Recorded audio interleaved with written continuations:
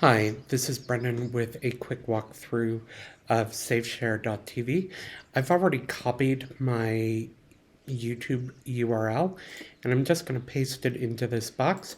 Click the arrow and there I'm done. I just need to copy the link from up top and I can place it into as a link onto Seesaw or into a Google Classroom. What's really nice about ShafeShare is the edit function that you have for videos. It's very easy to separate out a specific portion of a YouTube clip if you only want them to watch maybe a minute of a 5-minute video. To do this, I'm in the edit function and I'm just going to click and drag the dots to wherever I want it to begin and end. And you can see that the total time that the kids will watch is right here. When you are done, you click on save, it's updated, and then you just use the link.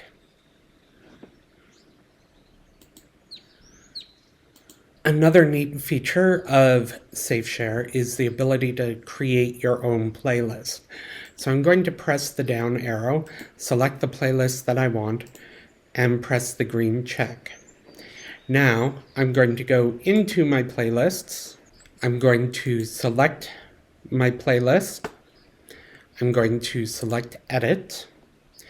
And here I can rearrange the videos however I want. And then I can just copy and paste this URL. And then the students are going to see the videos in a sequential order in terms of what I want them to see.